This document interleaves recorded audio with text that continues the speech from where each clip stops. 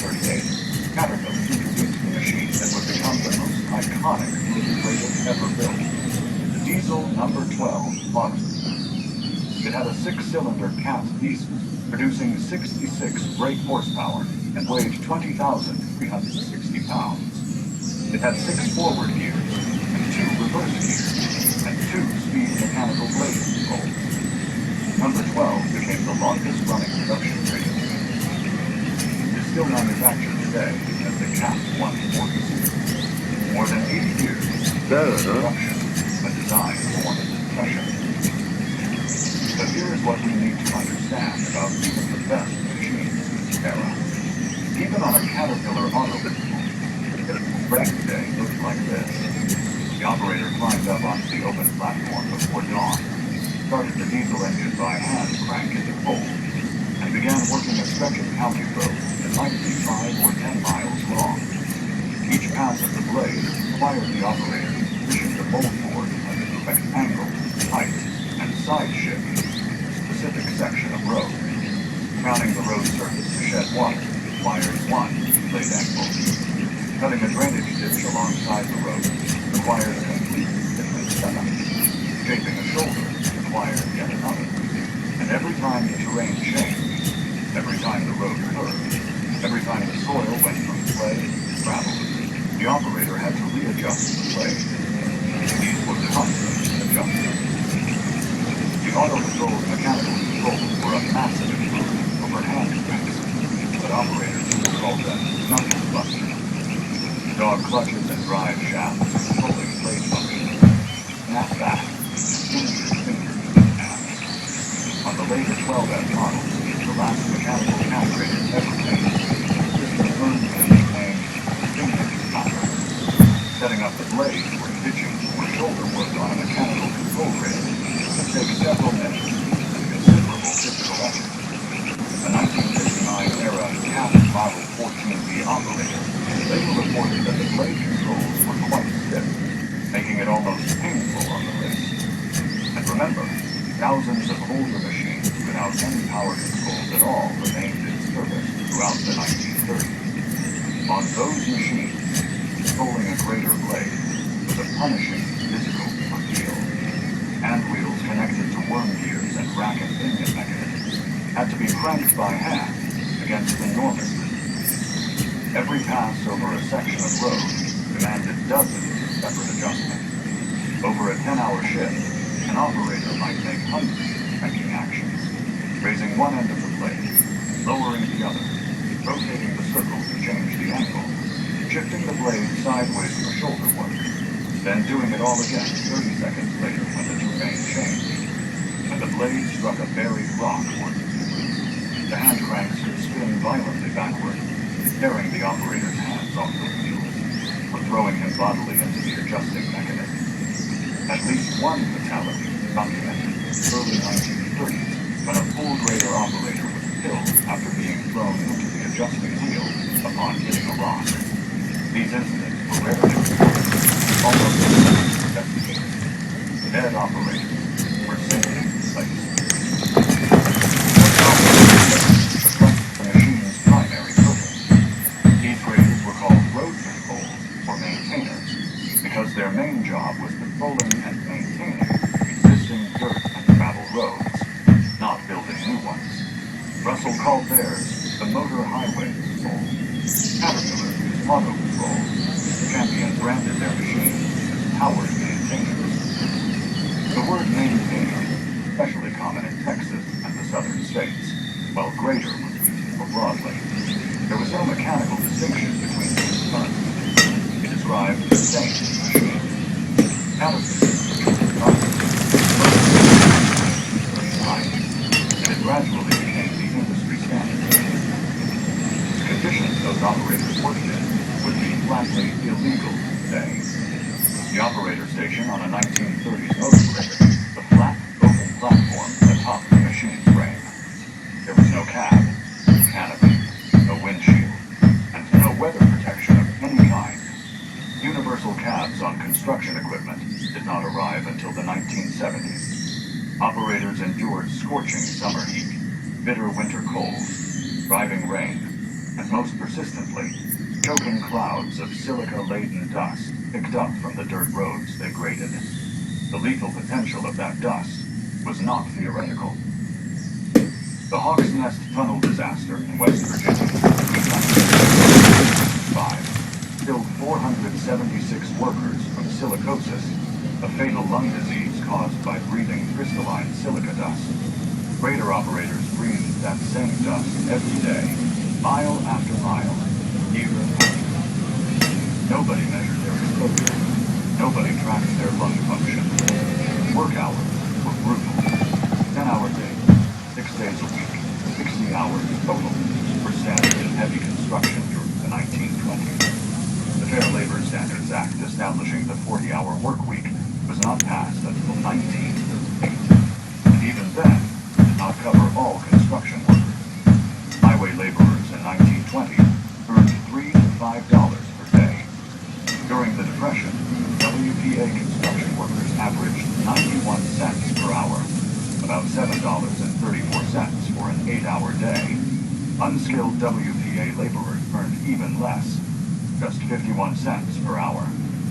The absence of rollover protection structures, known as ROPS, was perhaps the deadliest single gap. Motor graders have a high center of gravity and routinely work on slopes, road shoulders, and uneven terrain. Any rollover on these tall, narrow machines would crush the unprotected operator beneath 10,000 to 20,000 pounds. ROPS did not exist as a concept until the 1950s. Sweden mandated them in 1959. They were not mandatory on American construction equipment until September 1st, 1974, more than 40 years after the machines in this video were built. Modern data shows ROPS combined with seat belts are 99% effective at preventing operator death and rollover. In the 1930s, operators had neither. Construction death rates tell the full story. The Bureau of Labor Statistics estimated over 30,000 annual workplace deaths in the early 1920s across all industries. Construction workers died at rates of 150, 200 per 100,000. That is roughly 10 times the modern construction death rate, and approximately 1/3 the death rate of American troops in Afghanistan. If today's 130 million strong American workforce experienced 1933 death rate, an additional 40,000 workers would die every year. OSHA did not exist until 1970. Before that, there was no federal agency with enforcement power over construction site safety, like and crime. Despite these conditions, the work continued because it had to. The Great Depression devastated private road construction, but paradoxically created the largest government road building program in American history. The Works Progress Administration, operating from 1935 to 1943, spent a total of $11.4 billion, of which more than $4 billion went to highway, road, and street projects. That is more than a third of the entire WPA budget, and it represents the largest single investment in American roads, country counted. Scale of work was staggering. WPA constructed or improved 151,087 miles of road, built over 75,000 bridges, and laid 4,400 miles of paved road. Farm to Market Road, primary focus, with 39,000 miles constructed, 140,000 miles.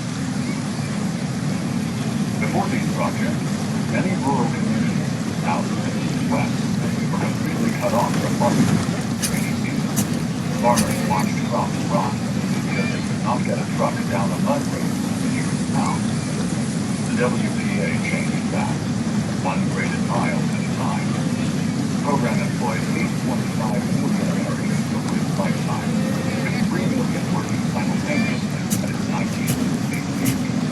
Crucially, WPA projects deliberately use labor-intensive techniques to minimize machinery and maximize employment. That That meant more men with shovels, fewer motor cranes, though the graders were still essential. Efficient grading work, hand labor simply not accomplished.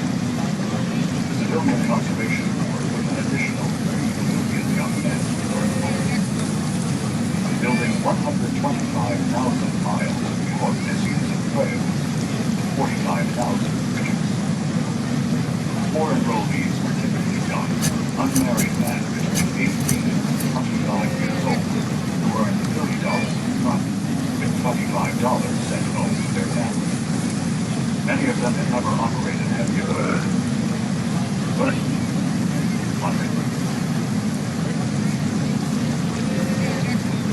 also played a role in the 1930s that few people today realize.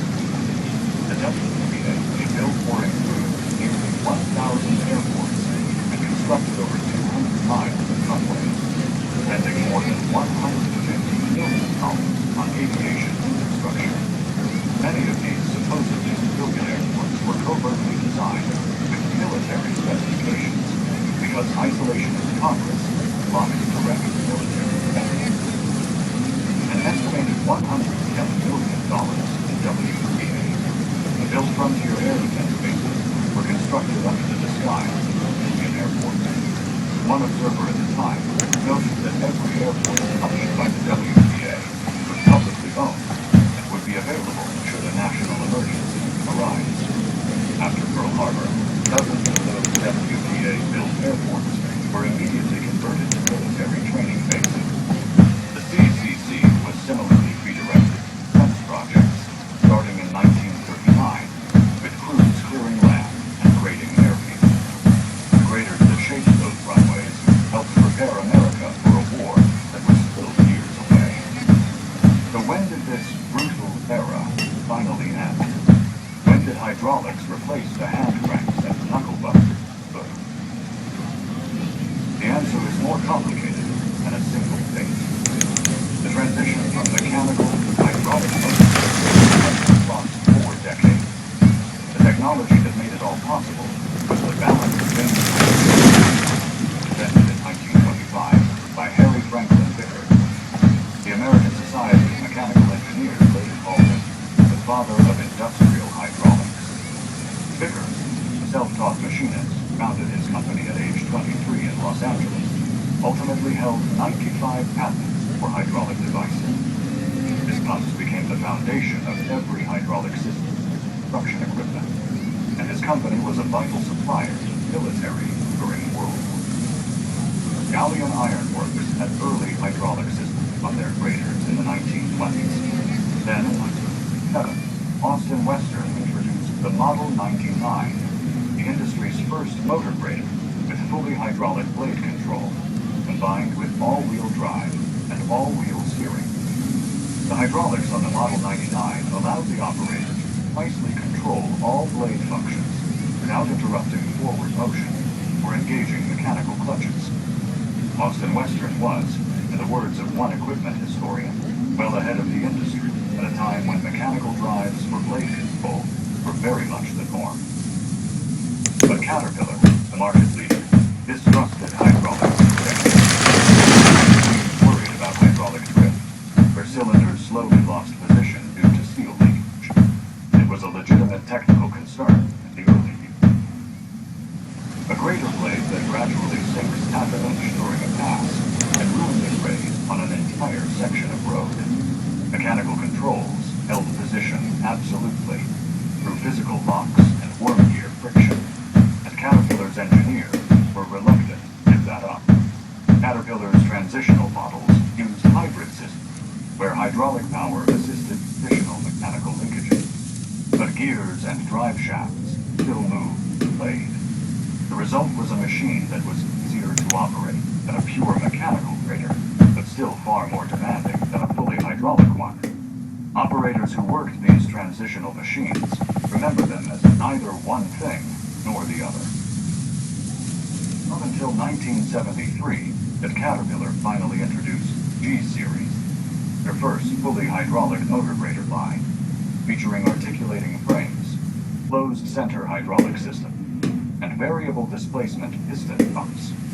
By that point, had been fully hydraulic for years. John Deere had introduced the JD570 in 1967, the first motor grader with both an articulated frame and fully hydraulic controls, which accelerated the industry trend. By the mid to late 1970s, no major manufacturer was still producing cable or mechanical control motor graders. The era of brute was finally over. The improvements were profound. Blade setup that once took several minutes of physical effort became instantaneous. The knuckle buster and finger slapper injuries disappeared entirely. Operators could make precise, proportional adjustments with light lever movements instead of wrestling cast iron hand wheels. Modern Caterpillar joystick controls, introduced in 2007, reduced hand and arm movement by 78%, compared to even the lever system that replaced the mechanical drives. Every generation of controls made the operator's job easier, safer, and more precise. And that brings us back where we started. To that field in Stephen, Minnesota, 1920, where engineers watched a 12-horsepower machine crawl forward at walking speed, dragging a 6-foot blade through the dirt. Between 1920 and 1940, motor grader operators helped build and maintain a road network that grew from roughly 385,000 circuit miles to well over 500,000, while total public road mileage exceeded 3.6. They did machines that weighed over 20,000 pounds, produced as little as 12 horsepower, traveled at walking speed, and required constant physical training against resistant mechanical conditions. They were fully exposed to the elements, without any safety equipment that we take for granted today. Every modern highway, every county road, every suburban street traces ancestry back to a graded paths. And those paths were shaped by men on open platforms, fighting cast iron controls. The Caterpillar auto control of 1961 was a genuine turning point. It was the first integrated single-operated power-controlled motor grader. But even its controls demanded from the current knuckle bust. The full transition to hydraulics took another 4 decades. When it finally came, it transformed the motor grader from a machine that wore out operators into one that amplified them. The real story of this era is not just about machines. It is about the operators who sat atop them for 60 hours a week, cranking cast iron wheels to suction speed, building the roads that made modern America possible. Their work was essential. Their suffering was largely invisible. The machines they operated, for all their crews recovered, established the motor grader template that is still in use. The next time you drive on a big county road, open farmhouse, somewhere under that asphalt is a grave that was first cut by a man on an open platform, turning a hand wheel against the past hurricane 80 or 90 years ago. If we have learned anything from this period, it is this. Before hydraulics, every ton of force was earned. Every mile of road was equal to sweat and blood. The price was always higher than anyone wanted to pay. If you want to see how cable operations figures, still estimated 1,800 operators in the same era. That video is on screen now.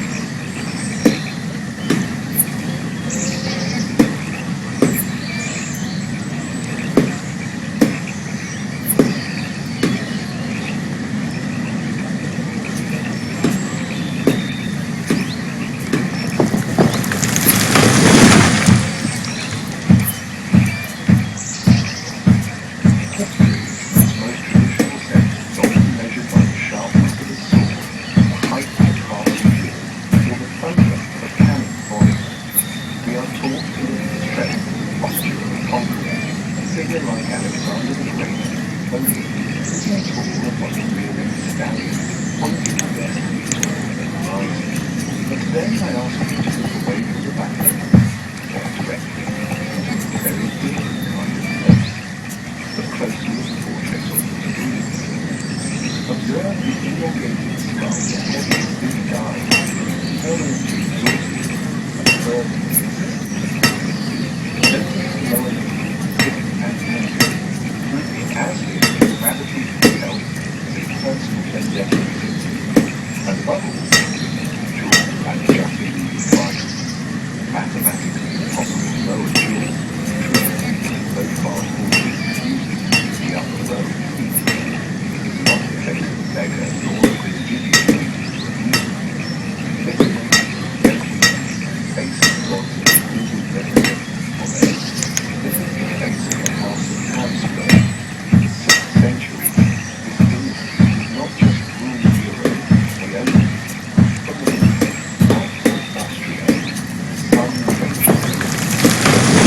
gods and masters of the Atlantic, New World, their banner of black and gold cast a shadow as the sun literally escaped. They were the architects of the modern world, the defenders of Catholic faith, the wealthiest families in human history. Yet there is a profound, dark irony etched in their very DNA, in their destiny, their deep love pure, to ensure that their power was never diluted by the commonality of outsiders. They turned their family tree into a wreath. Perfect, nothing can be circle. They married their nieces, their cousins, and their uncles with such relentless. They engaged in a war against biology itself, and biology, as it always does, fought back with a ruthless sense of humor. The Habsburgs spent centuries accumulating crowns only to end up with heads, turned the shape into vermin. They acquired every title imaginable, yet produced things who could not speak, could not chew, could not stand. Today we feel back to the greatest mystery of complex ever told. Not just the quality, the study of what happens when a family tries to stay long. Welcome to Banished.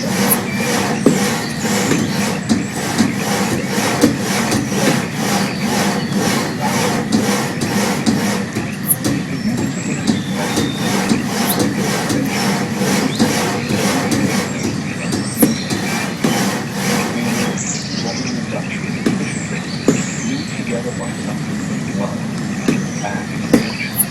In the past few centuries, watch what happens. Today begins to spread. Starts in the Alpine valleys of Austria, leads into the rich trading ports of the Netherlands, runs across the Pyrenees into Spain, and then, defying the ocean itself, spills over into the By the mid-16th century,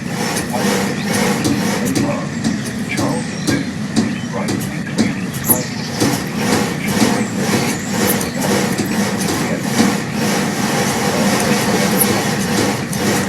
geopolitical monopoly, though absolutely ubiquitous in the eminence of Habsburg story. Here is the fascinating twist. They didn't paint the map using blood, at least not primarily, while the Mongols, the Empire,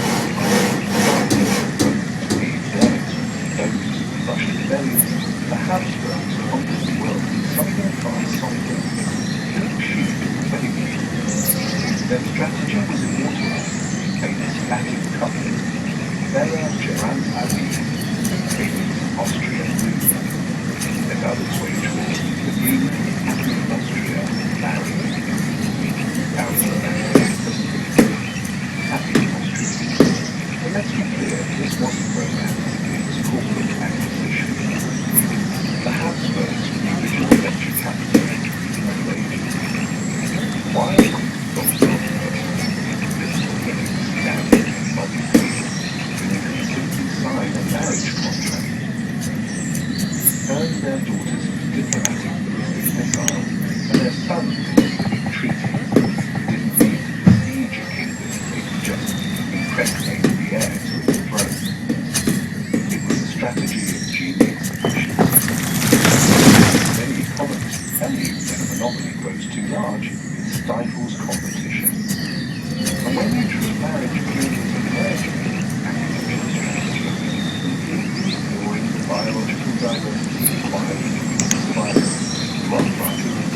time bomb approached Mercury. This series will take you on a journey back 7 centuries. We will start in a modest rocky outcrops of Switzerland, where a virtually unknown cow named Rudolph pulled off the greatest con in medieval history, snatched the crown from the Holy Roman Empire. We will witness the dizzying heights of Renaissance under Charles V, a man who collapsed under the sheer weight of owning too much of the planet. We will then descend into Gothic horror, Spanish branch, dissected the simple nightmare of Philip II, suspended to a family tree twisted into a wreath of madness, culminating in a king whose eternal warning resolved before he even died. You will see the resilience of Via Teresa, the ultimate tiger mob of Europe, and finally, you will walk into the twilight of Vienna, Franz Joseph, the old emperor who lived long enough to see everything done, and the world he understood shattered by a single bullet, Sarajevo. This is not just a history of kings and queens. It is a cautionary tale about the obsession of purity. The Habsburgs believed their blood was sacred, the divine idol could not be mixed with dirty water.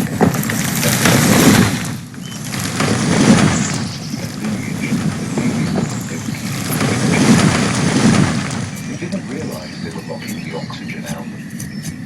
From a Swiss castle to a global superpower, and finally to a biological dead end, this is the story of how the Habsburgs won the game of thrones, only to lose the game of life. While saying how a family of miners became the masters of the universe, we must first look at the mess of 13th century Central Europe. If you think modern politics is functional, let me introduce you to the Holy Roman Empire in the year 1250. It was a political entity that famously prompted Voltaire to quip that it was neither holy, nor Roman, nor an empire. In reality, it was a geopolitical mosh pit. For nearly 20 years, this massive chunk of land, covering modern-day Germany, Austria, Czechia, and Northern Italy, known by historians as the Great Interregnum. It sounds like a suggestive term, perhaps a time for deep philosophical reflection. It wasn't. It was anarchy with a fancy name. The old ruling dynasty, the Hohenstaufen, had died out, leaving the throne empty. And in the Middle Ages, an empty throne, like an unlocked bank vault, a riot. This was the era of Faustrecht, literally translated as fist law. Might makes right. Robber knights roamed the countryside, castles sprouted up on every hilltop like poisonous mushrooms, each one inhabited by a petty warlord who claimed to be the state. Traveled 5 miles without being shaken down by 3 different dukes and a bishop. The empire wasn't a state, it was 1,000 tiny kingdoms of trenchcoats, all stabbing each other. Presiding over this dumpster fire were 7 prince-electors. These were the 7 most powerful men in Germany, 3 archbishops and 4 secular princes who held the golden ticket, the right to vote for the next emperor. Now you might assume that in a time of crisis, these men would look for a savior, a Charlemagne reborn, a strong man. Hush the bandits, unify the family. These would be last if these electors wanted a strong emperor. They had spent the last 2 decades enjoying the chaos. Chaos meant no taxes. Chaos meant they could steal land from their neighbors without consequences. They didn't want a lion who frightened them. They wanted a sheep they could shear. They needed a candidate with no title to satisfy the legal requirements, but one who was so poor, so militarily insignificant, and so politically isolated, he would function as nothing more than a rubber stamp in the crown. They needed a puppet 1273, after scanning the bottom of the barrel, their eyes landed on a 55-year-old count from the backwaters of Switzerland. So, who was this man? Princes dragged out of obscurity to wear the crown of Charlemagne. Rudolf von Habsburg. You would spot him in a medieval crowd. You wouldn't tremble in fear. He was probably just step aside to avoid being poked by his nose. Historical accounts describe him as uncommonly tall, lanky, and coarse, with a prominent, aquiline nose that would become the trademark of his lineage long before the jaw took over. In 1273, Rudolf was already 55 years old. Proof from mathematics that ages where a tooth infection or a draft of winter could kill you at 30, Rudolf was practically a walking fossil. He was a man of the past, not the future, so they thought. His resume was underwhelming. He was the Count of Habsburg, a title named after Habsburg, or Hawk's Castle, a modest fortress perched on a rocky hill in what is now Switzerland. At that time, Switzerland wasn't the land of secret bank accounts and luxury watches. It was a rugged frontier of goats, stubborn peasants. To the wealthy electors of the empire, men who owned cities, cathedrals, and private armies, Rudolf, nobody. He was the safe choice. A political equivalent of beige wallpaper. They believed that a man with such shallow pockets, such a small army, would be easy to control. They looked at him and saw a desperate old man who would be greatly feared for things evil. They assumed he would spend his twilight years signing their decrees and staying out of their way. But Rudolf assumed whether the electors failed to account for him. He was a provider. He had lived to 55 and he touched on the words of stupid politics by dreaming of years. While he backed the terrifyingly high political community. He was charming, pious, and utterly ruthless. He understood that the crown wasn't a prize. To secure the vote, he didn't offer bribes to voters. He didn't have any. Instead, he offered something far more valuable, DNA. For the election week, finalized, he betrothed his beautiful daughter to the electors. He literally turned the voters into his sons-in-law. The electors realized they hadn't hired a puppet, but had instead installed a patriarch secretly late. The second great count had just pulled off the greatest promotion in history. Every good story needs a villain. Rudolf found the perfect one in King Ottokar's split Bohemia. Rudolf, the bracky startup founder working out of the garage, Ottokar was the CEO of a monopoly who lit cigars with dollar bills. Known as the Golden King, Ottokar was everything Rudolf was not: powerful, immensely wealthy, and incredibly arrogant.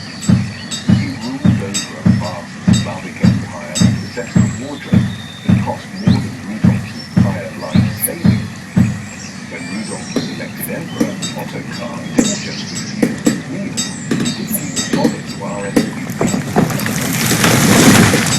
Rudolf was a little count, chemically nuisance, and he swatted away almost blind, acquiescent, and arrogant.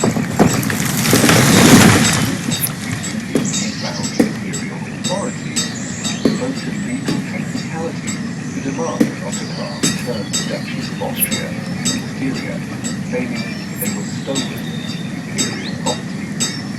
It was a bold and shady act.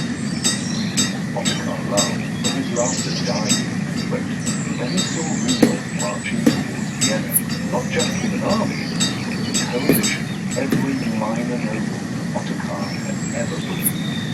The stage was set for the Battle on the Marchfeld in August 1278, one of the largest cavalry battles in medieval history. On paper, this was a suicide mission for Rudolf.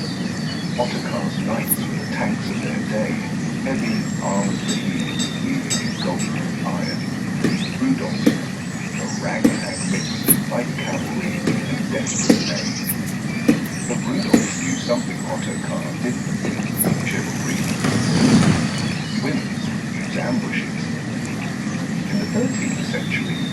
Hiding a reserve unit and carefully dirty trick that was bandits, not kings. Rudolph didn't care. He hid 60 nights behind the hill, instructing them to wait until the fighting began. As the two armies smashed into each other under the sweltering August sun, sound of metal on metal deafening. Ottokar's heavy cavalry began to push Rudolph's lines back. The Golden King smelled victory, but then Rudolph hidden music burst from the tree line, slamming into the exposed flanks of the Bohemian army. It wasn't a duel, it was a present shattering of ribs. Panic spread like wildfire. The golden Really? butchered mud, vengeful Austrian nobles had old swords to settle. When the dust settled, Rudolph stood over the naked, mutilated body of his rival. He didn't just win the battle, he won the real estate. He took Austria and Syria for himself, faster than ever to become their home for the next 640 years. Rudolph died in 1281, leaving behind a terrifying child. They thought they had elected a harmless old man, then they unleashed a parasite that just swallowed the southeast of the Rudolph and his descendants, not their father, and the land itself, he left them a plaything. He taught them about that culture in Mississippi. They were also risky, expensive, and messy. Why risk dying in the mud to achieve the same result? Legal. Before his death, Rudolph worked tirelessly to bring his family fabric of European origin. He married his daughters off to the Dukes of Bavaria, Saxony, Brandenburg. He didn't just build alliances, he built a biological surveillance network. Every child from these unions carried a drop of household blood. They can claim to future slaves. Again, the strongest piece on the wall. You just need to be the one holding most of the strings. He transformed the Habsburgs from Swiss mountain ladies to Austrian dukes, shifting their center of gravity to Hawk's Nest, the Danube. Startup and successfully IPO. Now it was time for success. And the business model is simple. You can't beat them, join them. And if you join them, make sure you marry them, outlive them, and inherit everything they own.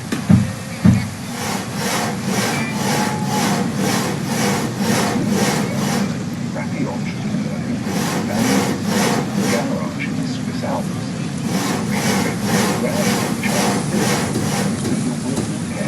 Inherited a multinational conglomerate and too big to manage, but runs down how one shy, staggering boy that only nearly half of the world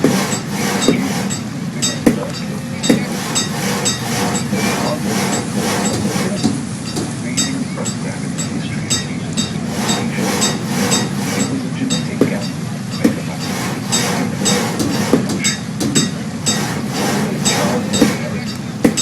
complex.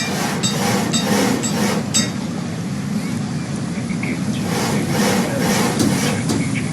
They felt less like on one side of the family tree, he had his maternal grandfather. Max was a man with a nose for art, and an even better nose for other people's money.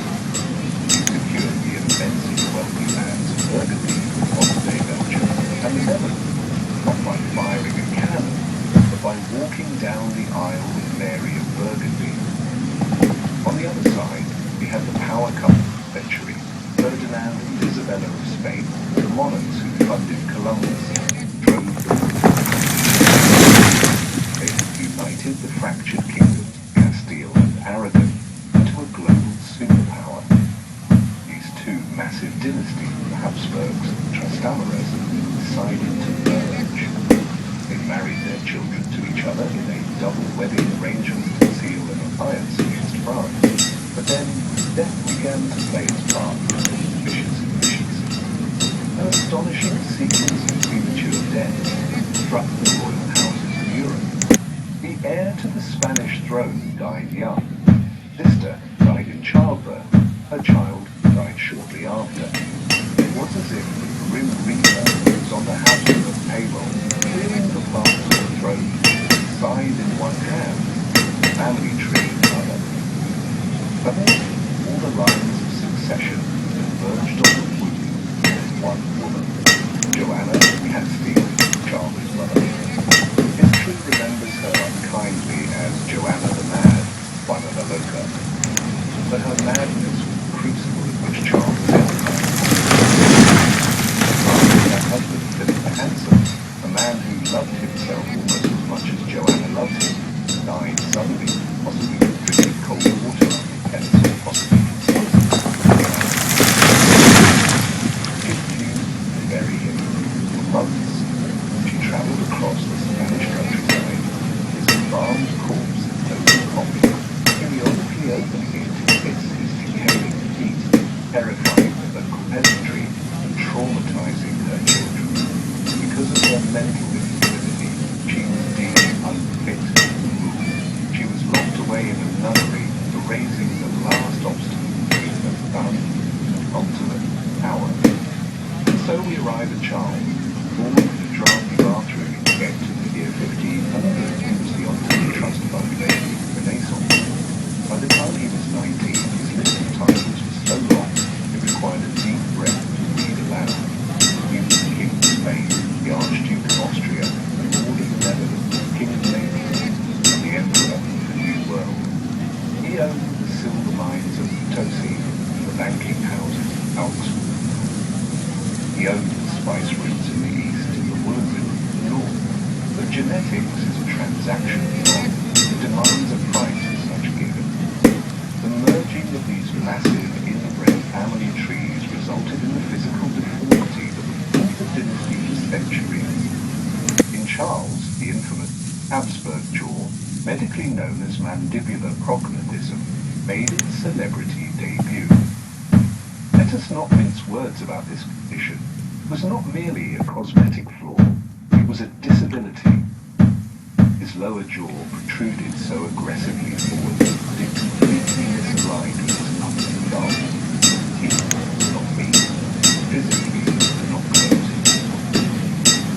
As a result, eventually allowing the flies to drift during course of feeding, a humiliation caused his advisors constantly remind him to cover his lips.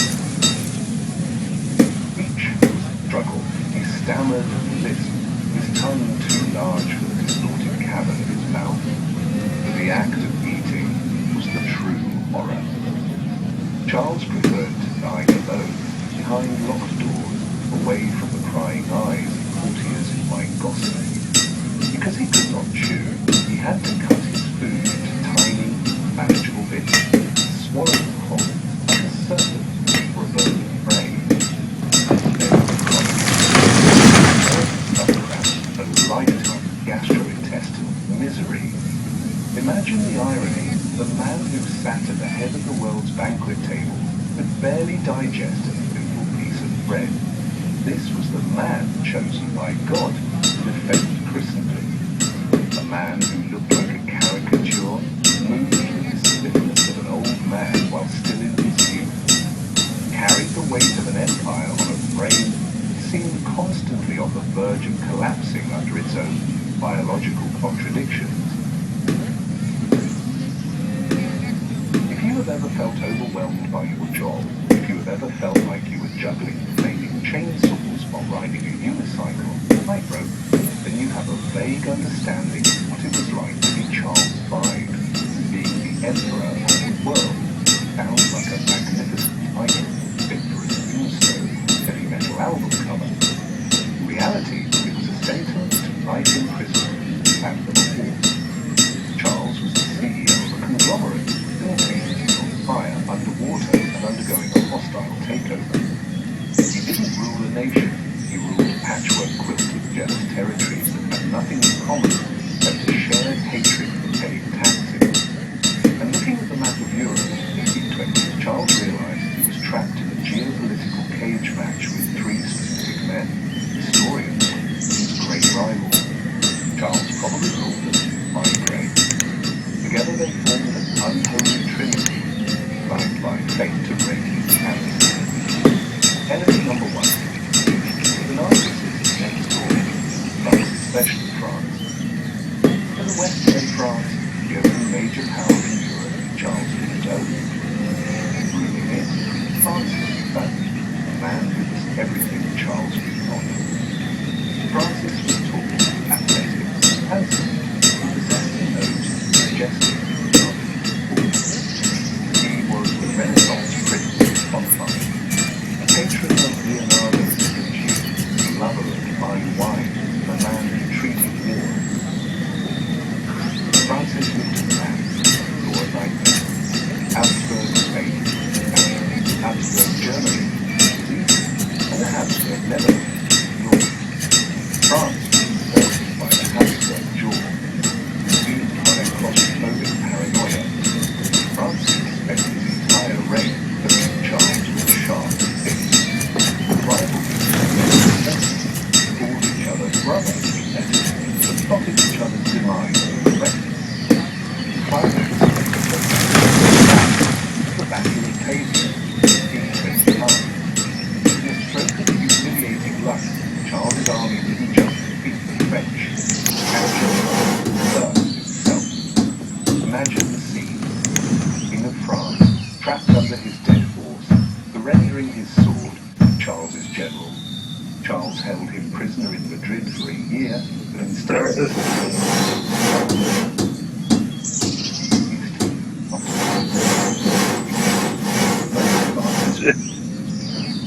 he wiped his signature off the paper, jumped on a horse, and immediately started a new war. Charles learned a hard lesson. Honor is a handicap when your opponent is a sociopath. Enemy number two, Shadow in the east, Suleiman the Magnificent. While Charles was busy playing cat and mouse with the French, a far darker storm was born east. Sultan, enemy, chivalry. He was interested in dominating the Ottoman war machine, the most terrifying force on the planet. Their elite troops, gallantly evolved to the sense of own chill military man. Away. In 1526 they crushed the king of Hungary at the Battle of Mohács in just 2 hours. The king of Hungary drowned in a fleet while trying to run away, leading a power battle that brought the Turks right to Charles's doorstep. By 1529, the green flag was inside, fluttering within sight of the spires of Vienna. The siege of Vienna wasn't just a military operation, it was an existential crisis. Charles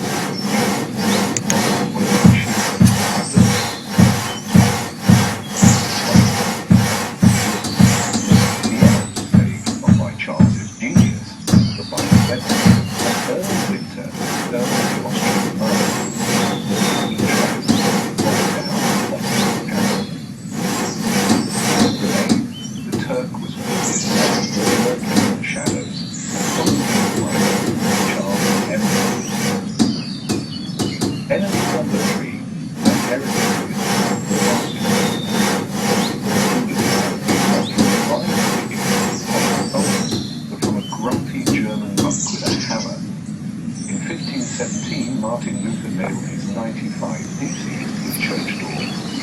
The shockwaves shattered one thing that held Charles's empire together, the Catholic faith.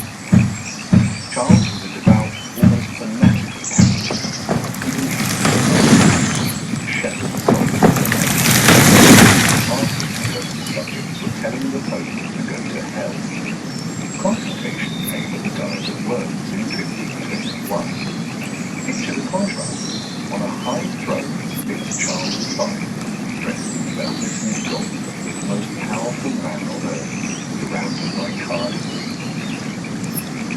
Standing before him in solitary sunk in a rough habit. Charles ordered Luther to recount. Luther, looking the emperor in the eye, famously refused. Here I stand, I can do no other. In that moment, Charles's power evaporated. He could burn cities, he could capture kings, he could not kill an idea. Protestant Reformation saw his empire apart from the inside out, found himself in a tragic, impossible position, fighting the French for land, fighting the Ottomans for survival, fighting his own people. Coming from one crime scene to another, arriving only to find the building ready in flames. If there is a single moment power, it is the morning of June 6, 1527. To understand the sheer absurdity of this event, you must remember Charles Big's job title. He was a Holy Roman Emperor. His job description was practically one sentence long: defend the post of the Catholic faith. That was it. The whole gig. He was arguably the richest man in history, owning the gold of the Americas. Perpetually growing. In the 16th century, transferred wealth from mines back to Genoa, then to battlefields in Italy, money here. His armies were operating on IOUS, stationed in northern Italy. Charles's most terrifying unit, the Landsknecht. Lashed it up with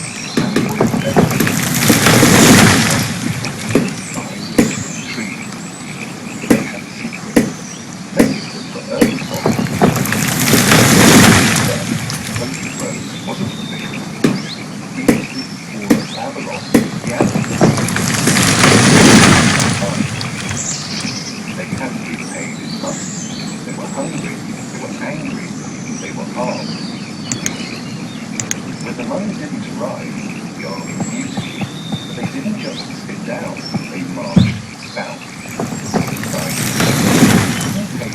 They would extract their payment from the richest city on earth, Rome. What happened next was the rest of the high Renaissance. On a foggy morning, the imperial troops reached the ancient Athenian walls. The defenders of Rome were swept aside like leaves in a hurricane.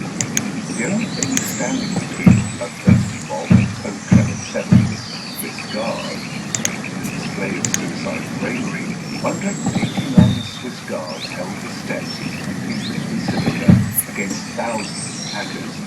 They were slaughtered to the last man. While his bodyguards were being hacked to pieces, Pope Clement VII did something very ungodlike. He hiked up his heavy silk robes and sprinted.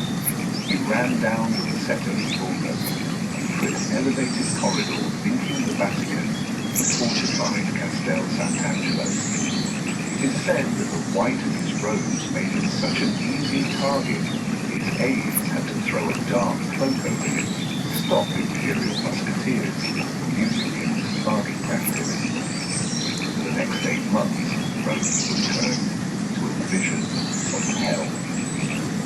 The defender of the faith's own army desecrated the holiest sites of Christendom. Lutheran soldiers stabled their horses inside the Sistine Chapel, letting animals defecate on the faithful floors where popes reflected. They used the tips of their pikes to scratch Lutheran graffiti.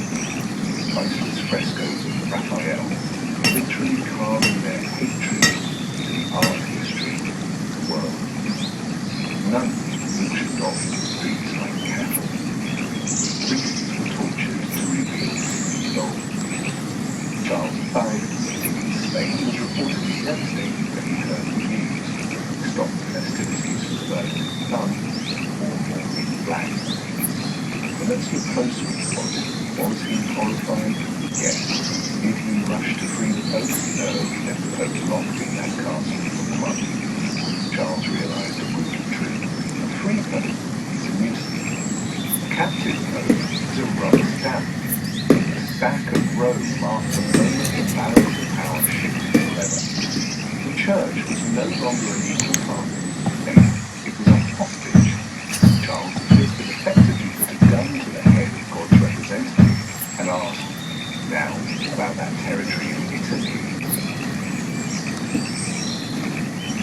the year 1555, the master of the world was broken. Charles V was only 55 years old, but in the harsh currency of 16th century kingship, was walking ruin.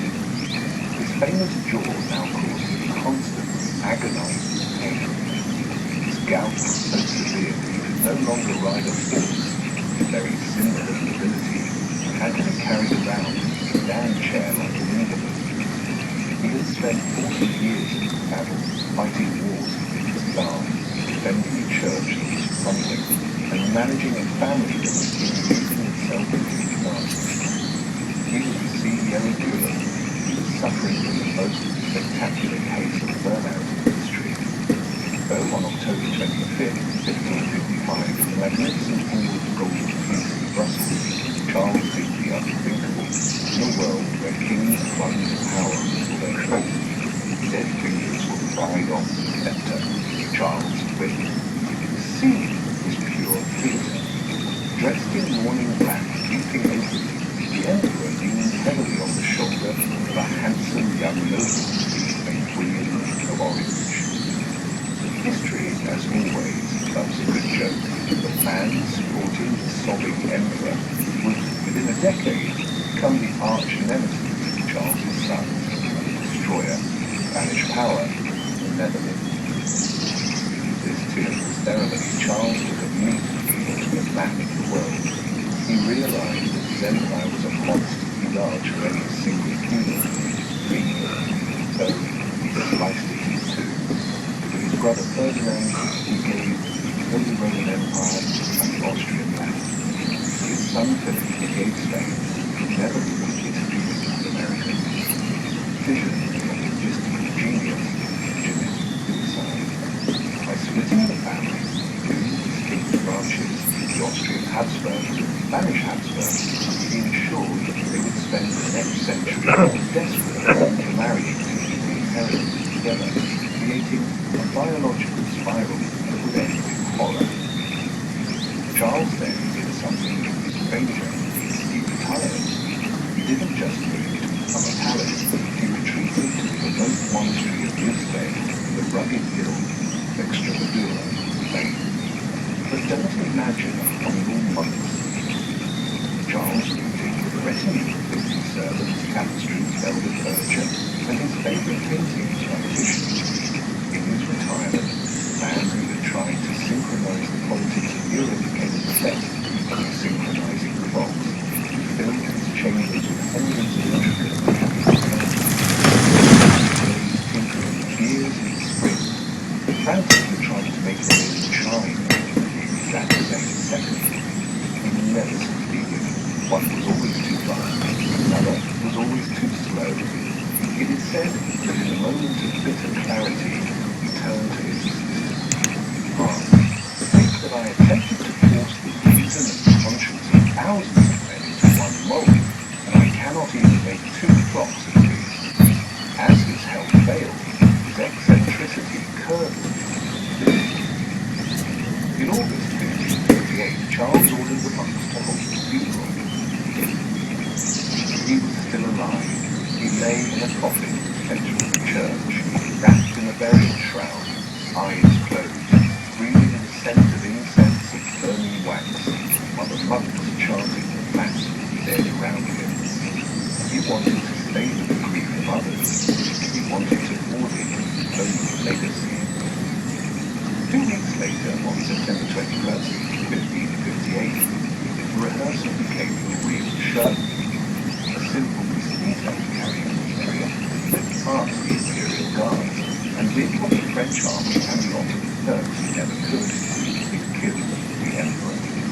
Charles then died clutching a simple wooden cross, leaving behind a dividing constant, and a son, Philip II, was about to inherit the most powerful empire on earth, along with a family tree slowly rotting through the sun. Charles V was the exhausted CEO who quit when the company crashed. His son, Philip II, was the obsessive micromanager who tried to save it by reading every single email in the spam folder. When Philip ascended the throne in 1556, he he inherited the fine half of the empire. He got Spain, Netherlands, parts of Italy, and the crown jewels, the Americas. This was the dawn of the Siglo de Oro, Spanish Golden Age. To the outside observer, Spain looked like a lottery winner in geopolitics. Every year, the Flota de India treasure fleet docked in Seville, bulbs, chrome weight of silver from the Potosi mines in modern-day Bolivia.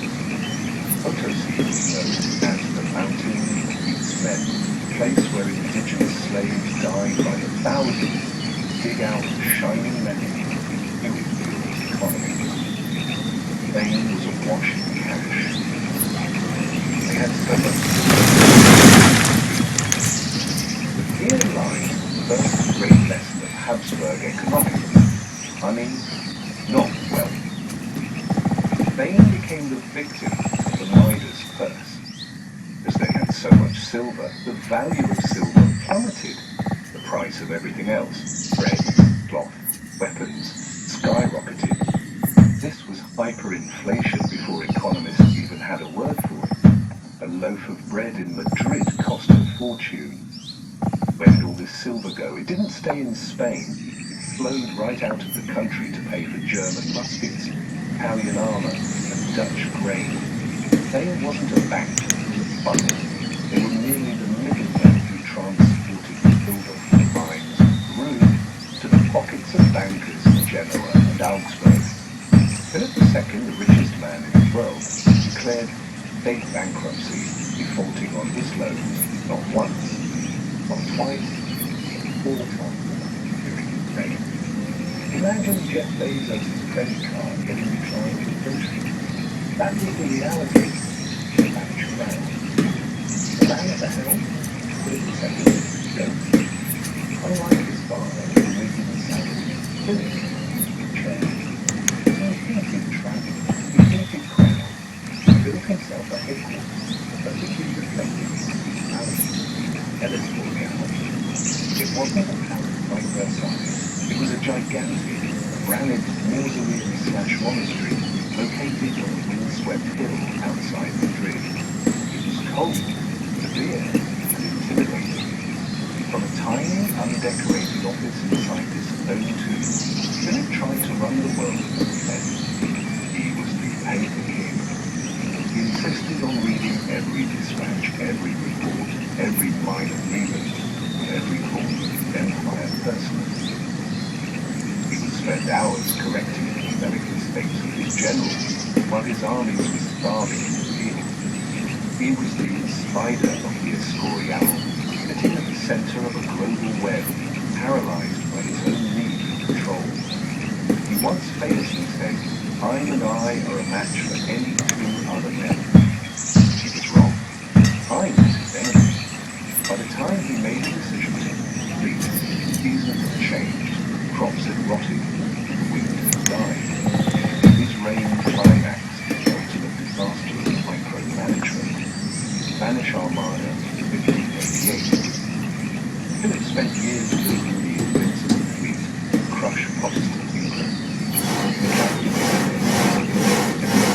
gunpowder every breath. Weather. When the Armada sailed, outnewed by smaller, faster English ships. He entered the range of the Spanish Navy across the rocky coasts of Ireland. Philip took the news with trademark stony stoicism. He said that the ships fight against men, not against the elements. The world saw the truth. The Golden Age was just a layer of gold over a rotting heap.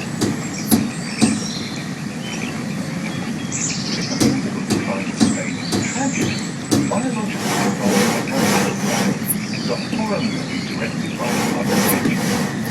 To understand why the most powerful dynasty on earth voluntarily surrendered, we must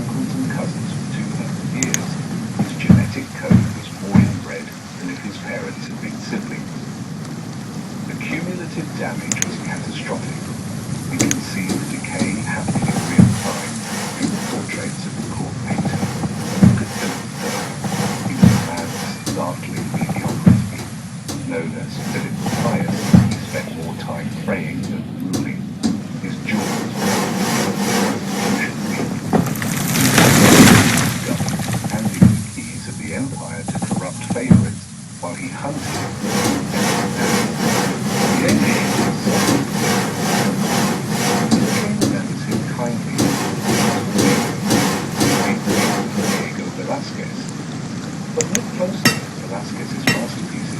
He paints Philip with a brutal honesty veiled in shadow. The king's face is long, mournful, almost melting. The jaw is heavier now, the lip more pronounced. Philip the Tall was known as the Planet King, yet during his reign, the Spanish Empire began to lose its gravity, shedding territories like dead skin. Portugal broke away, the Netherlands became independent. But the true horror wasn't in the throne room, it was in the nursery. The Habsburgs were experiencing a massacre of the innocent. In 17th century Spanish villages, the children were during the royal palaces with the best doctors and the most food. The infertility rate after the Habsburg introduced his head, he died simply. Their immune system practically non-existent. Philip the Fourth marked two survived to adulthood. One was a daughter, Maria Theresa, who married Louis XIV of France, and the other was a sickly, trembling boy named Charles. The king watched his children die one by one, a slow-motion punishment for the sins of his ancestors. He wrote in his letters of a deep melancholia that consumed him. He didn't know about genes or chromosomes. He only knew that God seemed to be taking his children back as fast as he could make them. The dynasty was not being defeated by cannon. It was being defeated by the silence of empty faith. So we arrive at the final act of the tragedy. The year is 1661. Desperate for a male heir to continue to lead the eldest bread of the Marianne. Church bells rang, the candles sunny, people cheered. The dynasty was staying. The sun was gender. The mood was not one of celebration, but of mourning. The child in the cradle was not the biological primacy of Charles II, Carlos II, the man who would become known as El Hechizado, bewitched. Charles was even a product of 2 centuries of cousins marrying cousins and uncles, marrying nieces. With the Habsburg bloodline, the photocopier, Charles was the copy made, run out of polio, jammed 1,000 times. He was born with a head that was too large for his body, covered in crusty sores. His bones were so soft and brittle that he couldn't support his own weight. He didn't learn to speak until he was 4, and even then few could understand him. He didn't learn to walk until he was 8. For most of his childhood, he was carried around like a porcelain doll that everyone was terrified of breaking. But the most striking feature of the family trademark was the jaw. In Charles, the Habsburg jaw reached its grotesque evolutionary peak. Lower jaw pointed out so far that it didn't just misalign with the upper jaw, it lived.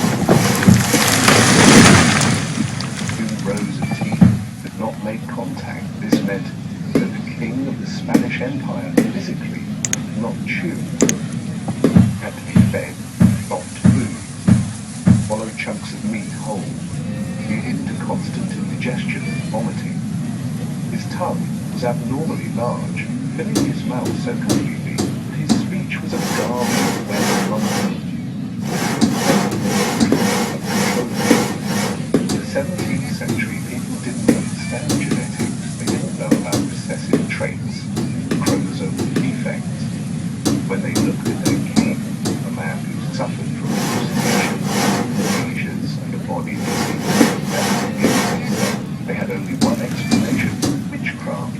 They believed Charles was the victim of a dark spell cast by the enemies of Spain. So the cure for his condition wasn't medicine, it was exorcism. Imagine the life of this poor man. He was surrounded by priests, doused him in holy water, pressed crucifixes against his twisted limbs, and forced him to drink concoctions made of dried vipers and pulverized human skulls. He was dragged into churches, touched the corpses, saints, hoping the holiness of the dead would fix the brokenness of the living. Charles II was not a villain, ultimate victim. He was a man bred for power that built suffering.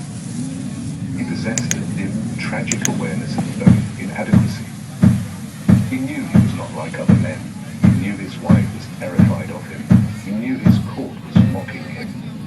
Yet in a display of sheer biological stubbornness, he refused to die. The courts of Europe spent 30 years betting on his death, dividing up his empire on paper while he was still breathing. Charles clung to life with a desperate, clawing tenacity, surviving smallpox, measles, the incompetent own doctors. The king, he lived his fate. On November 1st, 1700, the inevitable finally happened. Charles II, the King of Spain and the Indies, took his final laboured breath at the age of 38. The bewitched king was dead. The dynasty that had conquered half the planet had finally run out of luck, and more importantly, it had run out of viable DNA. But the true horror of the Habsburgs wasn't revealed until the next morning, when the royal physicians performed the autopsy. What they found inside the king's body was so grotesque, so medically baffling, the report reads less like a scientific document, more like a passage from a Gothic horror novel. The physician, Dr. Antonio Pedro Garcitorino, wrote, "The corpse did not contain a single drop of blood. The heart was the size of a peppercorn, the lungs corroded, the intestines rotten, gangrenous. Yet a single testicle, black as coal, and his head full of water." Let's analyze that for a moment. A heart the size of a peppercorn. It is a metaphor for the dynasty itself, shriveled, atrophied, utterly bent. The Spanish Habsburgs had spent 2 centuries trying to preserve their blood, keep it pure and unmixed. And in the end, the autopsy claimed there was no blood left at all. They had purified themselves into oblivion. With Charles's death, the Spanish branch of the House of Habsburg went extinct. There was no heir. The throne of the world's largest empire was empty. The result was exactly what Charles V had feared a century earlier: chaos. The vultures of Europe, France, Britain, Austria, immediately descended upon the carcass of the Spanish Empire, launching the War of the Spanish Succession. It was a global conflict that would tear Europe apart for 13 years. Spanish Habsburgs didn't fall because of a revolution. They didn't fall because of an invasion. They fell because they loved themselves too much. They believed that their blood was a divine substance that could not be shared with the common world. History proved them wrong. Biology demands diversity. By closing the circle, they suffocated the flame. The sun finally set on the Spanish Empire. Not in the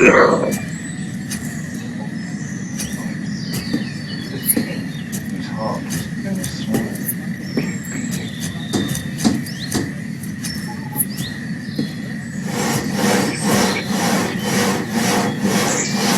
The Austrian branch in Vienna was facing a different kind of crisis. Not a crisis of too much inbreeding, but rather a crisis of chromosomes.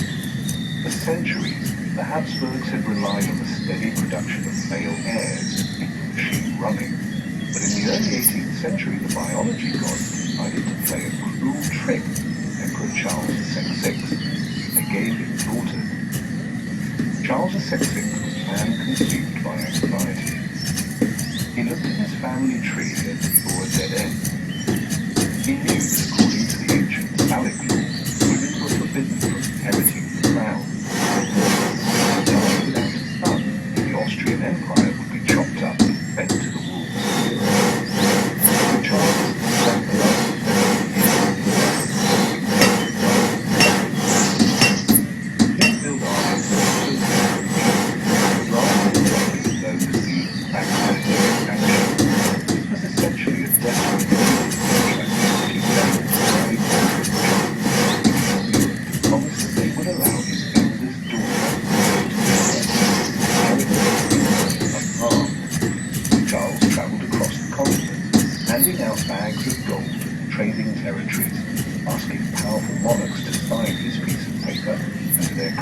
they all climbed it. He drank his wine, took his gold, swore on the Bible that they would respect his daughter's rights.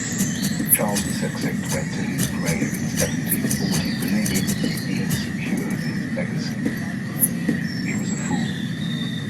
The moment the breath left the old emperor's body, the gentlemen of Europe proved that sexism is far stronger force than honor. The ink on the pragmatic sanction was barely dry. Prussia, a young king who was made to be known Frederick the Great, he didn't send a condolence letter. He sent invasion force. Frederick famously contracts without swords are but paper, and he proceeded to march his troops into the wealthy Habsburg province of Silesia. He looked at the 23-year-old Maria Theresa, a sword victim. He assumed she would faint at the sight of a musket. He assumed she would surrender the same as him. He assumed that because she was a woman, she was weak. It was an assumption that Frederick and the rest of Europe would spend the next 40 years regretting. It was not just a bad year for the Habsburgs, it was an existential nightmare.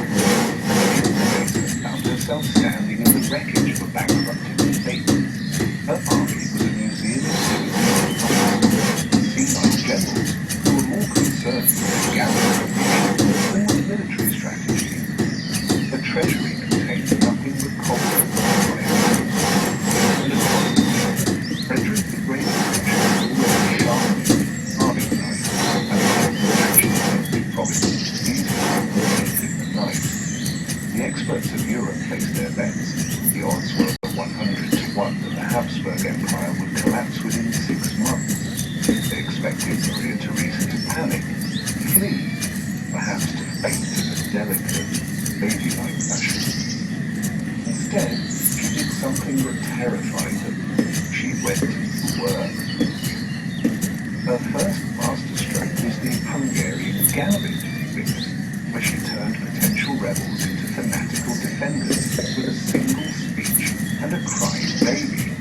Speeches don't buy gunpowder. Win the war of the Austrians' possession of she needed it for the only people who had it, nobility and the clergy. For centuries, these two groups had enjoyed a tax-exempt status that was practically sacred. They owned the land, they owned the peasants, and they paid absolutely nothing. Maria Theresa looked at this ancient feudal contract and wore it out. Polite, iron smile, she appealed to the bishops. When marching was over, she forced them to pay taxes. It was a domestic revolution. When they complained, he simply pointed to the Prussian canons aimed at Vienna and asked if they would prefer to explain their tax-exempt status to King Frederick. They paid up. For the first time in history, the Austrian state had a steady income, not depending on charity, vote, or the loan of British bankers. With this money, she rebuilt the army from the ground up. She fired the old gentlemen men who owed their rank to their last name rather than their talent, and promoted the young based on merit.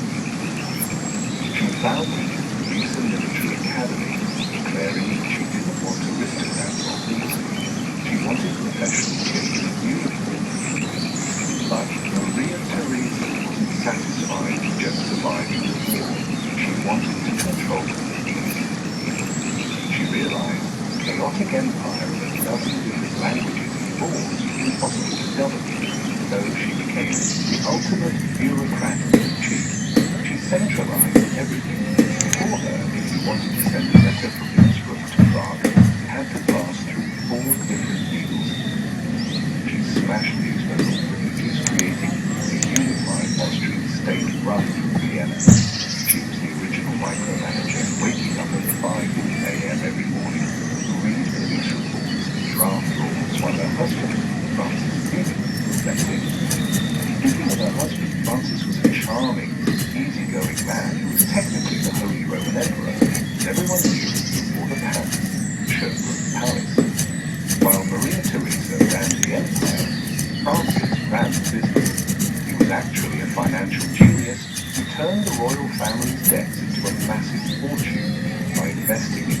factories and supplying uniforms to his wife's army. It was the perfect marriage. She had the power, he had the credit card. However, there was a darker, spiritual side to her, mother of the country, owner. Maria Theresa was devout and the most fanatic Catholic. She viewed her subjects not just as citizens, but as naughty children who needed to be disciplined. She established one of the most bizarre institutions in European history, the Kirchheitskommission, Chastity Commission. This was a secret police dedicated entirely to policing the bedroom activities of European people. Her agents, commissions, chastity, roamed the streets, bathing properly, checking the registration of actresses and giving birth to his private homes to ensure that men were sleeping with their own wives. If a man was caught with a mistress, he could be deported to the bandit infested borders of Balkan. It was a moral crusade that made Vienna the most paranoid, curtain-twitching city in Europe. The great Casanova himself had to flee the city to escape the moral dragnet, and to house this new, centralized moralistic empire, she built the Schönbrunn Palace. It was her answer to Versailles, massive, yellow, baroque perfection, 1,500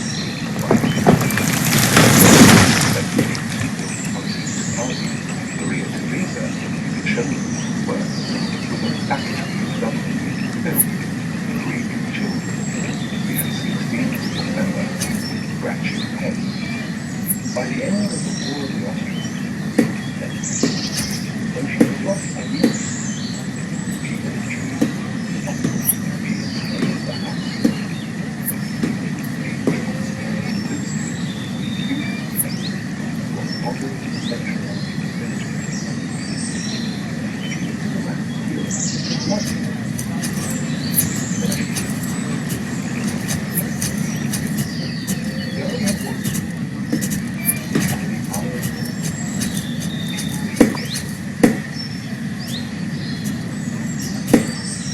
Frederick the Great fought his war with iron and gunpowder.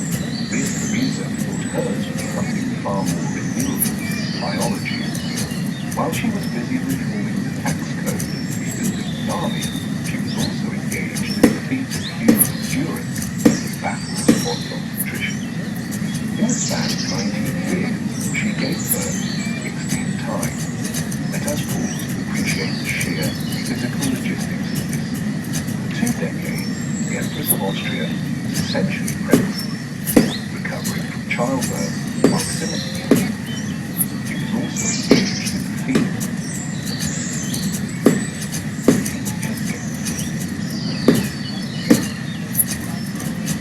If Frederick the Great fought his wars with iron and gunpowder, Maria Theresa fought hers with something far more renewable, biology. While she was busy reforming the tax code and rebuilding the army, she was also engaged in the feat of human endurance with battles fought on patrician. In the span of 19 years, she gave birth 16 times. Let us pause to appreciate the sheer physical logistics of this. For 2 decades, the Empress of Austria was essentially pregnant, recovering from childbirth. Theresa fought hers with something far more renewable, biology. While she was busy reforming the tax code and rebuilding the army, she was also engaged in the feat of human endurance and battles for obstetricians. In the span of 19 years, she gave birth 16 times. Let us pause to appreciate the sheer physical logistics of this. For 2 decades, the Empress of Austria was essentially pregnant, recovering from childbirth while simultaneously running the largest empire in Central Europe. She would spend her mornings meeting with generals, discuss artillery movements, and her afternoons in the labor ward, securing the succession. She turned her body into a factory for diplomacy. Maria Theresa loved it, and that there is no doubt. But she loved the state. In her eyes, the children were not merely human beings. They were strategic assets, high-value currency that is spent in the marketplace of European power. She revived the motto, let others wage war, you happy Austria marry, and applied it to corporate merger specialist. She was the ultimate tiger mother long before the turn of the 50s. She educated her daughters not to be happy, but to be queen. She micromanaged their lives from thousands of miles away. Even after they were married off to foreign kings, they could not escape her gaze. She wrote them two letters that were less like correspondence. News. She criticized their posture, their dental hygiene, their prayer habits, and even their performance in the marriage bed. She demanded weekly reports on their menstruation cycles, because a queen who wasn't ovulating was a queen who wasn't doing her job. The climax of this biological warfare came in 1756 with the diplomatic revolution. For 300 years, the Habsburgs of Austria and the Bourbons of France had been mortal enemies. They had killed each other in Italy, Germany, and in the Americas. Hatred of the French was practically a requirement for Austrian citizenship. But Maria Theresa, guided by her brilliant and eccentric chancellor, Prince Countess, looked at the map and realized the game had changed. The real threat was no longer France, it was the upstart Russia. So she did the unthinkable. At the table, she reached out to King Louis XV of France and proposed an alliance. It was the geopolitical equivalent of cats and dogs deciding to move in together. Europe is stuck. To seal this unholy alliance, Maria Theresa made her final and most tragic card, her youngest, prettiest, most flighty daughter, Maria Antonia. We know her better, the Antoinette. The negotiations were brutal. Maria Theresa knew that the French court at Versailles made hate, gossip, vice, the place of sugar. She knew her daughter was equipped with role, Maria Antonia, charming but scatterbrained, more interested in pubs, fashion, politics. Yet the Empress did not hesitate. The alliance required sacrifice. In April 1770, a tearful 14-year-old Marie Antoinette bid farewell to her mother at the Homburg Palace. Maria Theresa embraced her daughter and gave her a final piece of chilling advice. Do so much good for the French people that they can say that I have sent them an angel. But privately, she wrote to a friend, knowing the truth. I have sacrificed her for the peace of Europe. As the carriage rattled away to France, taking the girl to her doom, Maria Theresa didn't have time to grieve.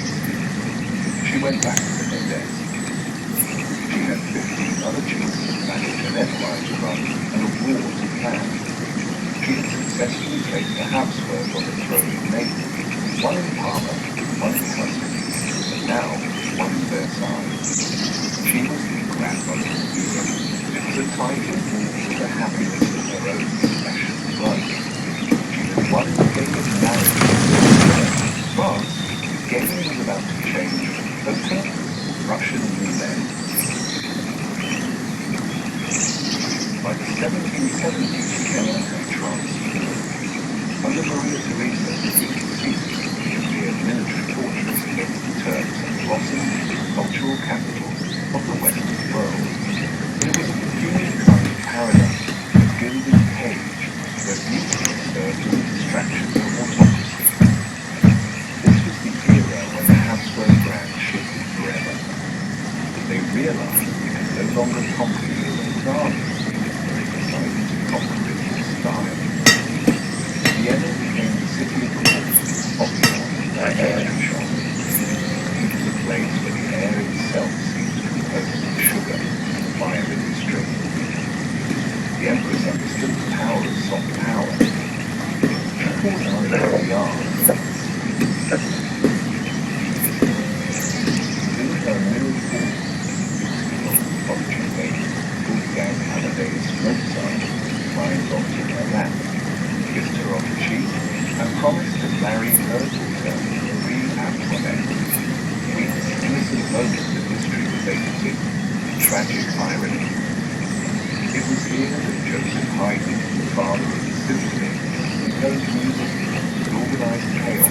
much like Maria Theresa tried to do with her empire. But let us not be seduced by the soundtrack. Behind the toto of the stars, symphonies play at each state. Maria Theresa's Vienna was a city of spies, of chastity commissions still prowling the streets, reading mail and deporting the doctors. She banned books by the Enlightenment philosophers like Voltaire and Rousseau, calling them poisonous old. She wanted her subjects to be cultured, yes, but not thinking. She wanted them to dance, not to debate. She created a society that was polite, artistic, profoundly repressed, a trait that would define the Austrian character for the next 2 centuries. The final act of her life was painted in black. In 1765, her beloved husband Francis Hubert died of a stroke in his carriage. Maria Theresa, she had been the that he had been her anchor. In a gesture of supreme melodrama, she cut off her hair, gave away her jewelry, and draped her entire empire in mourning. She ordered the rooms of the Homburg Palace to be upholstered in black velvet. For the next 15 years, she never wore another colour. She became the Black Widow of Europe, Homburg, imposing figure, drifting through the corridors of Schönbrunn, its ghost of the past. Her relationship with his son, co-ruler, Joseph II, became a poisonous war of attrition. Joseph was a radical progressive who wanted to tear down the church and liberate the earth. Maria Theresa was a conservative pragmatist who wanted to keep the world exactly as it was. They argued daily. She called him a reckless boy. He called her a superstitious old woman. In November 1780, the end finally came. Her body, worn out by 16 pregnancies and 40 years of stress, finally gave up. She suffered from edema, her legs so swollen she could no longer walk, her lungs filling with fluid. Deathbed, she struck me. Joseph tried to make her comfortable, saying, "Majesty, you are not comfortable like that." Maria Theresa, defying the universe to the very last second, gasped out her final words, "Yes, but I am comfortable enough to die." When she passed, she left behind a paradox. She had saved the Habsburg Empire from destruction, centralized government, given it a cultural identity that endures to this day, but she had also frozen it in time. She left a solid, evidence structure, completely unequipped, the coming storm of the French Revolution. She had built a beautiful dam, unaware that the floods were already rising over the top. If Maria Theresa was the mother who tried to hold the family together with discipline, her great-great-grandson, Franz Joseph I, was the grandfather who refused to admit the house was burning down. We now fast forward through the Napoleonic Wars, where the Holy Roman Empire finally pronounced its misery, rebranded simply as the Austrian Empire, in the year 1848. Historians call 1848 springtime of the nation. Sounds poetic, means flowers. In reality, it means Molotov cocktails. Across Europe, people were tired of kings, tired of taxes, tired of being told what to do. Streets in Vienna, Prague, Budapest were barricaded. The mob at the gates, the Habsburg dynasty was facing extinction. In a panic, the family looked to the current emperor, Ferdinand II. Ferdinand was, he told them, actually the Habsburgian breeding hadn't finished its work yet. He was hydrocephalic, epileptic, and famously simple-minded. When he saw the revolution from the palace window, he asked his chancellor, "Are they allowed to do that?" When told people were revolting, his only concern was, "But do I still get my dumplings?" Clearly, Ferdinand had to go. In a quiet palace coup, the family forced him to abdicate and shoved his 18-year-old nephew on the throne.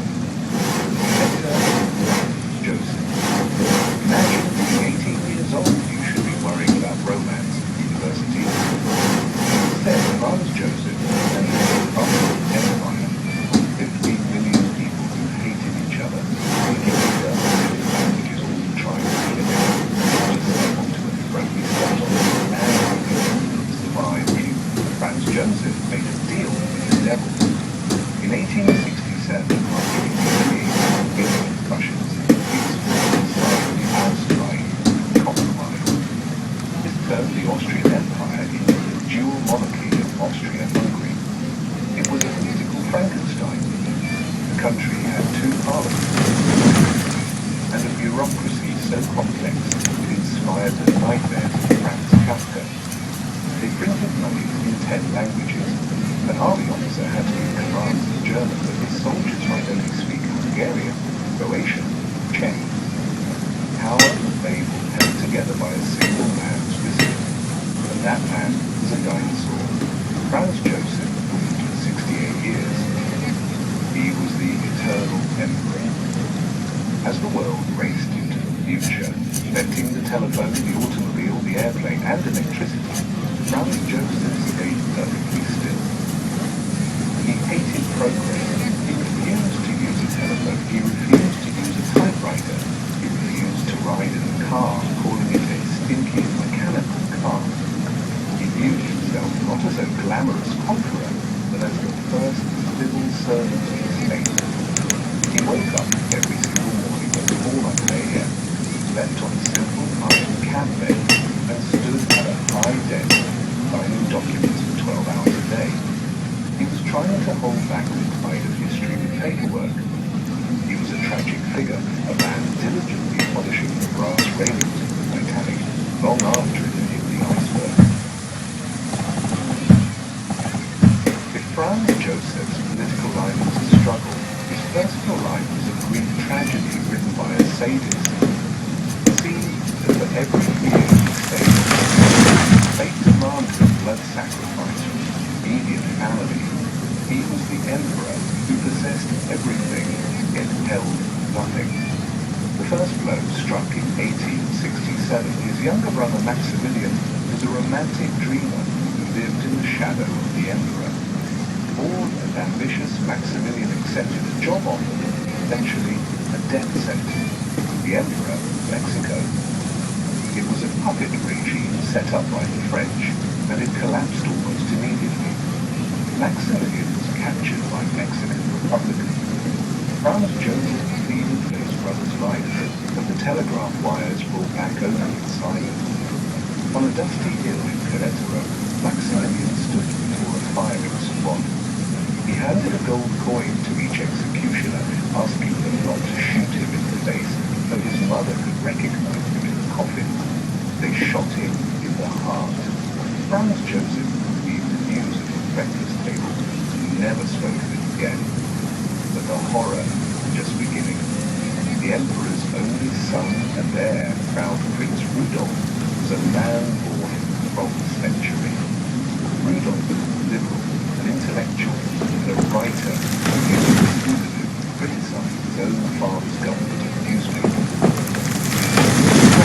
The empire, Franz Joseph wanted to defeat him. The father and son were aliens to each other, crushed by the weight of his father's suffering from depression and morphine addiction. Rudolf saw no way out. On a freezing morning in January 1889, at the Royal Hunting Lodge at Mireling, servants broke down the door to find the prince dead. Beside him lay the body of his 17-year-old mistress, Baroness Mary Betzera. It was a murder-suicide pact. The emperor was so ashamed that he ordered a massive cover-up, claiming Rudolf died of a heart attack. But the truth leaked out, shattering the myth. Perfect Habsburg family. Franz Joseph didn't just lose a son, he lost the future of his dynasty. Then there was his wife, legendary Empress Elizabeth, known to the world as Sisi. She was the most beautiful woman in Europe, raw-length chestnut hair, and a waist that measured a terrifying 16 inches. She was also deeply unhappy. She suffocated under the rigid court protocol of Vienna and spent her life running away from her husband, traveling incessantly to Greece, Hungary, England. She suffered from severe depression, hiding her face behind a fan as she aged. On September 6th, while Sisi was walking to the steamship in Geneva, Switzerland, a young Italian anarchist named Luigi Lucheni rushed at her. He didn't have a gun. He was too poor. He had a sharp industrial file. He stabbed her once in the chest. Sisi didn't even realize she was dying. She boarded the boat, asked what happened to me, and then collapsed. Bile had pierced her heart. When the telegram reached Vienna, Franz Joseph, sitting at his desk, working as always. He read the words, "Beloved angel was dead." He slumped forward and whispered a line that would become his epitaph. And spared nothing. He was spared nothing. He buried his brother, his son, and his wife. He was the loneliest man in the world, trapped in a palace filled with ghosts. Yet the next morning, at 4:01 a.m., the lights in his office turned on. The Emperor was back at his desk. The files needed to be signed. The Empire had to continue, even if the man running it was already died. With his son dead, Franz Joseph needed a new heir. Fate, its infinite cruelty, pointed a finger at his nephew, Archduke Franz Ferdinand. If Franz Joseph was a statue of the past, Franz Ferdinand was the ticking time bomb of the future. The two men loathed each other. Franz Joseph was cold, disciplined, hated change. Franz Ferdinand was dangerously impatient. He had a radical plan. He wanted to turn the dual monarchy into a United States of Greater Austria, giving rights to the Slavs to stop them from revolting. For the old emperor, this was heresy. But the real source of their hatred was personal. Franz Ferdinand committed the ultimate Habsburg sin. He married for love. He fell for a mere countess, Lady Chotes. She was in the eyes of the Habsburg court. She was trash. She wasn't royal. Franz Joseph tried everything to stop the wedding. When he